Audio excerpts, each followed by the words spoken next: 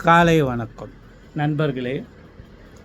நம்ம ஒரு வழக்கறிஞர்களுடைய திறமை எப்படிலாம் வெளிக்காட்டப்பட்டு ஒரு வழக்கில் வெற்றி வாங்கி கொடுக்குறாங்க அவங்களுடைய கட்சிக்காரருக்குன்றதுக்கு இந்த தீர்ப்பு ஒரு முன் உதாரணம்.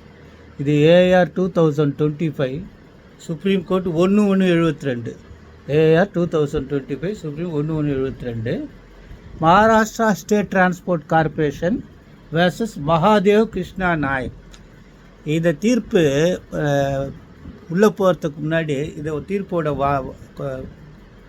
கதை என்னான்னு தெரிஞ்சுங்க. இதை மகாதேவ் நாயக் ஸ்டேட் டிரான்ஸ்போர்ட் கார்பரேஷனுடைய டிரைவர். ஒரு வண்டி ஓட்டிகிட்டு இருக்கும்போது இன்னொரு வண்டிக்கும் இவருக்கும் ஆக்சிடெண்ட் ஆகிடுது. அதில் 2 பஸ்ஸில் இருந்த 2 பேசஞ்சர் இறந்துடுறாங்க. உடனே என்ன ஆகுதுன்னா,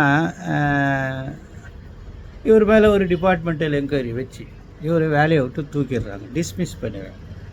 டிபார்ட்மெண்டல்லையே அப்பீல் இருக்கும். ஸ்டேட் டிரான்ஸ்போர்ட் எந்த இதில் இருந்தாலும் ஒரு டிபார்ட்மெண்டல் என்கொயரியில் ஆரம்பத்தில் ஒரு என்கொயரி ஆஃபீஸர், அப்புறம் டிசிப்ளினரி அத்தாரிட்டி ஆர்டர் போட்டு அதுக்கு மேலே ஒரு அப்பலட் அத்தாரிட்டி இருப்பார். அதில் இவர் அப்பீல் போட்டால் அதுவும் தள்ளுபடி ஆகிடுச்சு. அதுக்கப்புறம் யூனியன் மூலமாக industrial dispute act 1947 deputy commissioner of லேபர்கிட்ட டிஸ்பியூட் ரைஸ் பண்ணுறாங்க. அதுவும் அந்த கோர்ட்டு இல்லை, இவர் தப்பு தான் பண்ணியிருக்காரு, டீல் பண்ணி. அதுக்கப்புறம் அதை சேலஞ்சு பண்ணி ரிட்டு போடுறாரு, ரிட்டும் ஃபெயிலியர் ஆகிடுச்சு. இதுக்கு இடையில் தான் நம்ம வழக்கறிஞருடைய திறமை என்னன்னு கேட்டால், சில நேரத்தில் எம்ஏசிடி ஓபி போடும்போது அக்யூஸ்டையும் பார்ட்டியாக போடுவாங்க. இதில் இவர் அக்யூஸ்டாக பார்ட்டி, அதில் ரிட்டர்ன் ஸ்டேட்மெண்ட்டை அவங்க அந்த பாதிக்கப்பட்டவர்கள் போட்ட அந்த கிளைம் அப்ளிகேஷனில் ரிட்டர்ன் ஸ்டேட்மெண்ட் போட்ட ஸ்டேட் டிரான்ஸ்போர்ட் கார்பரேஷன் என்ன ஸ்டாண்டு எடுத்திருக்காங்கன்னா, இது எங்கள் தொழிலாளிகளுடைய தவறே கிடையாது, இது எதிர்த்தரப்பில் வந்த பஸ்ஸினுடைய டிரைவரோட தவறு தான் சொல்லி ஸ்டாண்ட் எடுத்துருக்காங்க. அதை எடுத்துகிட்டு நீதிமன்றத்தில் போட்டு review application order 47 rule 1/114 of சிபிசியில் போட்டு அதை கோர்ட்டு அக்செப்ட் பண்ணிக்குது. இல்லை, இது டபுள் ஸ்டாண்ட் எடுத்திருக்காங்க, அதை அலோவ் பண்ணுறாங்க. அதுக்கு அகெயின்ஸ்டாக இவர் உச்ச நீதிமன்றம் போகிற. உச்ச நீதிமன்றம் என்ன சொல்லுதுன்னா, 2-3 விஷயங்கள். Article 113 dismissal from service. ரெண்டாவது ஒரு மேக்ஸிம் கோட்பாடு ஆர்டிகல் 133 என்ன கோட்பாடு என்னென்னா, suggestive falsi and suppressive very. Suggestive falsi and suppressive very.